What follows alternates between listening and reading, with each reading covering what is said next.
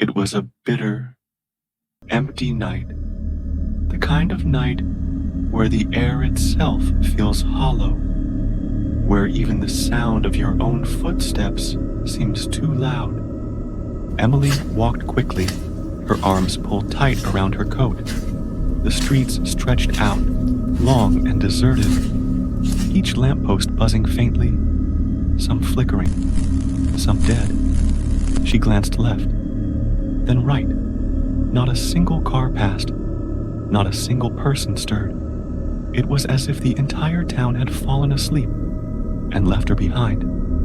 Her footsteps echoed off the brick walls of the shops she passed, a strange, sharp rhythm that made her wince, because after a while, it began to sound like there was another pair of footsteps, just a fraction of a beat out of sync with hers. She stopped suddenly. The street went silent. Her breath puffed into the cold air, hanging there, white and trembling. Then she took one step forward, and again, there it was, that faint echo, that second footfall, as though someone else walked just behind her. Emily tightened her grip on her bag. She didn't dare look back. Instead, she forced her legs to move faster, her shadow stretching thin beneath the flickering lights. The emptiness of the night pressed in on her, and with every step, the feeling grew stronger. She was not alone. At the corner, one lonely streetlight flickered, painting the pavement in a sickly yellow glow. Emily slowed, her breath rising in pale clouds. She glanced behind her. The road was empty. The windows above shuttered. The alleys darker than ink. Still she could feel it. That weight in the air. That invisible presence. She stepped under the flickering lamp.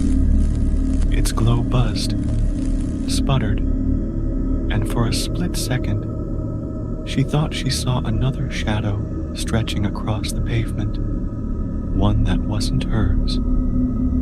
Her pulse hammered in her chest. She whispered to herself, "Just my imagination, just my imagination." But the silence didn't answer back, and the streetlight kept flickering. She turned down a narrow street lined with old row houses.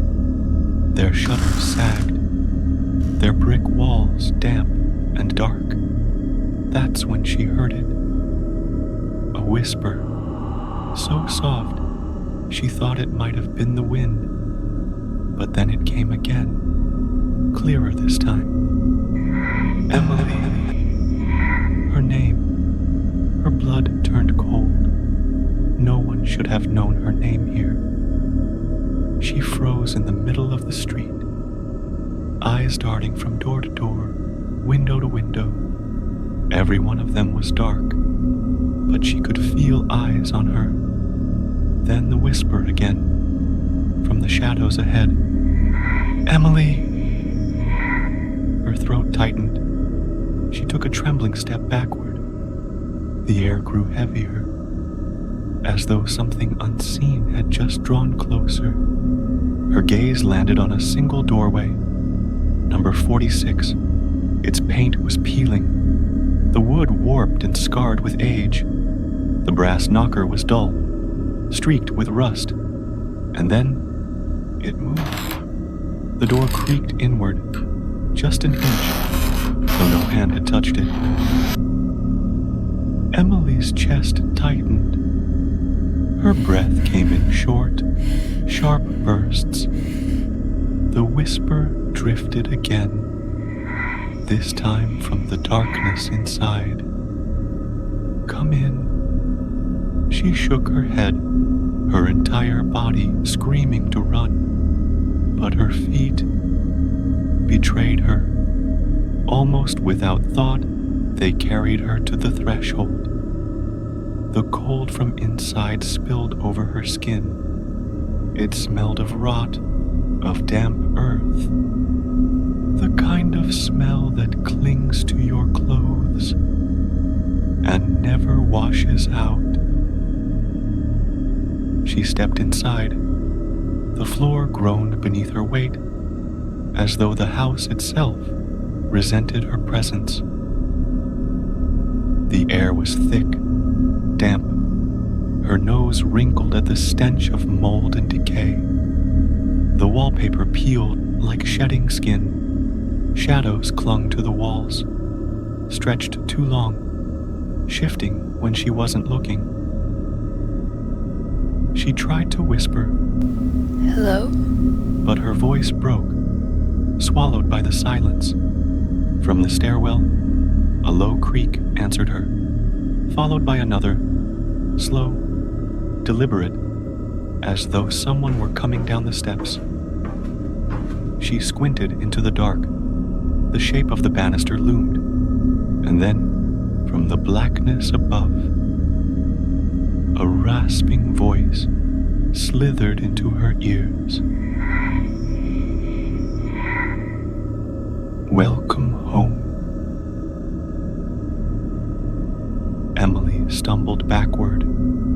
Her hand groped for the doorknob, but before she could reach it, the door slammed shut behind her. The house trembled. Shadows spilled down the stairwell, twisting, crawling across the walls like living things. They lengthened, stretching into human shapes, eyes hollow, faces blank. Their gaze locked on her. She ran. Her footsteps thundered against the warped floorboards. But every hallway she turned down led back into the same corridor. No matter how far she ran, the same broken picture frame, the same rotting wallpaper. Her breath tore from her lungs. She realized the truth with horror. The house was circling her. With one desperate push, she hurled herself through a side door and staggered back onto the street. The night air hit her face like ice, but something was wrong. The houses, the lamps, the pavement, all looked twisted, faded, like a ghostly echo of the world she knew. Behind her, the door closed on its own. And when she turned, every single house on the street stood open, every doorway waiting for her. Emily's legs trembled. She whispered, "No, this isn't real." But deep down, she already knew there was no way home. The shadows I tell you about are nothing compared to the ones you faced yourself. Maybe a night you still can't forget, a sound in the dark you never explained, or a presence that never should have been there.